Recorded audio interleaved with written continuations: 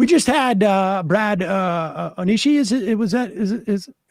on Monday to talk about the rise of Christian nationalism and sort of historically where it's at. And we have a Christian nationalist who is the Speaker of the House.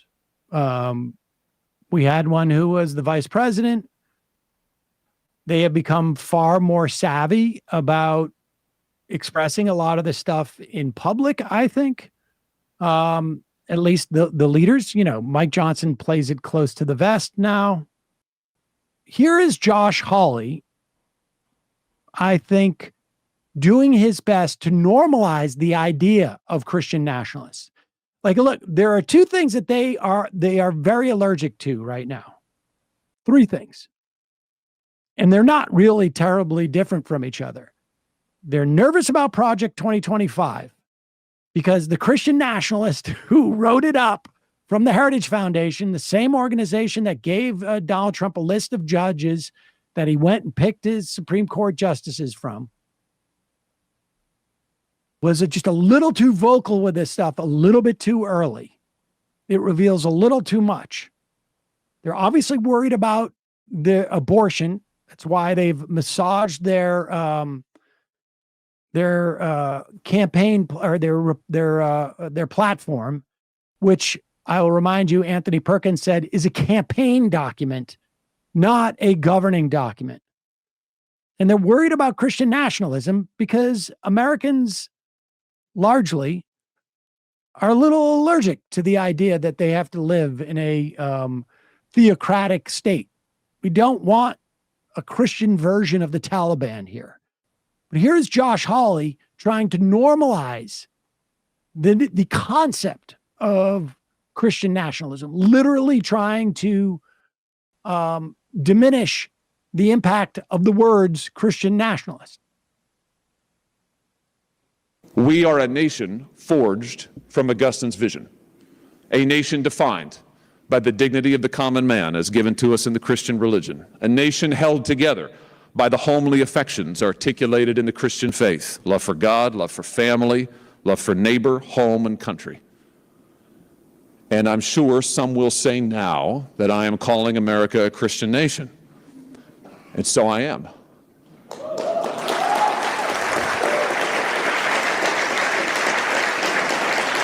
And some will say that I am advocating Christian nationalism, and so I do.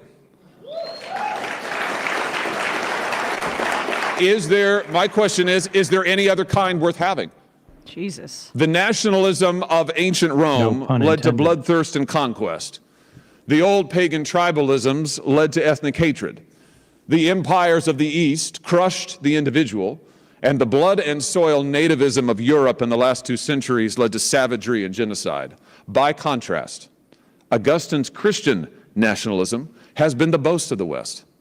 It has been our moral center, and it has supplied our most cherished ideals. Can you pause it for a sec? I mean, essentially, so he's trying to say that the genocide of Jews in the Holocaust was not, it was unique because it was not Christian, and it was was it secularly motivated? I mean, to identify the Klan it as was also Christian. Yeah, the Klan was Christian.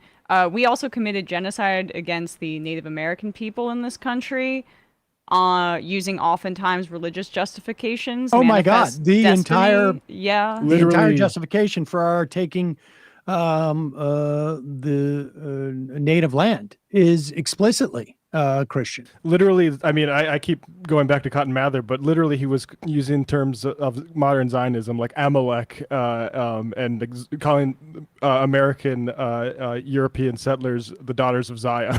Right. So yeah, and the answer is it's not just that Christian or all of the nationalisms are bad and Christian nationalism is good. Nationalism is not good. It's a bad thing. It's one of the worst sort of forces of the last century. Whether it be motivated by race, white nationalism is one of them. Whether it be motivated by religion, as we're seeing in Israel with Zionism and their genocide against the Palestinians. It's the idea of nationalism versus humanism. And George Orwell distinguished nationalism from patriotism, whereas nationalism is an offensive sort of project. Patriotism is defensive. I don't know if that's necessarily true. That's just what Orwell thought, but I think it works for me. Moral center, and it has supplied our most cherished ideals. Just think, those stern Puritans, our Augustinian forebears, gave us limited government and liberty of conscience and popular sovereignty. Because of our Christian and biblical heritage, we protect the liberty of all to worship according to conscience. Because of our Christian tradition, we welcome people of all races and ethnic backgrounds to a nation constituted by common loves. Pause it, unless you want to build a ground zero mosque. Go ahead, Brad. The truth is, Christian nationalism is not a threat to American democracy. Christian nationalism founded American democracy.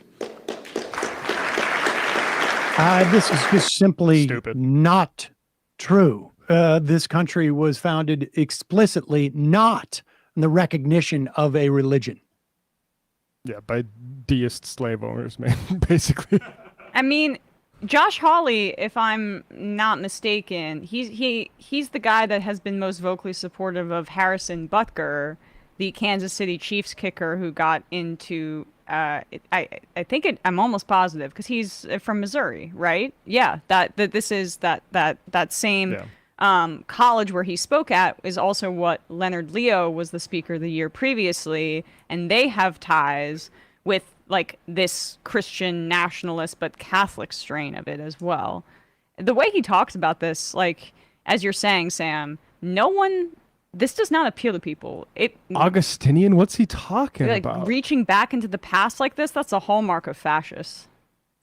He's saying that there's a specific strain from St. Augustine, I guess, of Christianity and the particular, and I'm not well versed in Augustine's writing, to be honest, but more importantly, as a political matter, he is attempting to provide license for people not only to say this is a Christian country, but to say that Christian nationalism is not a toxic ideology and is not something that someone should be afraid of, because they're seeing the growing awareness that people outside of these circles has to it. And he is basically running defense for this Christian nationalism that is permeating.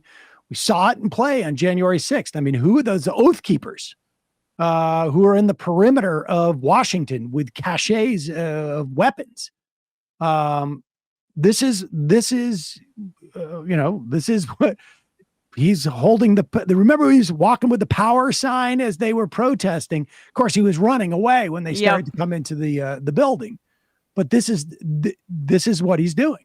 People should be aware of this. They're running the way as him condemning blood and soil nationalism as if it's like something that the people he's speaking to reject. Right. His vision of, that podcast he does about family values too, where it's about his wife being subservient.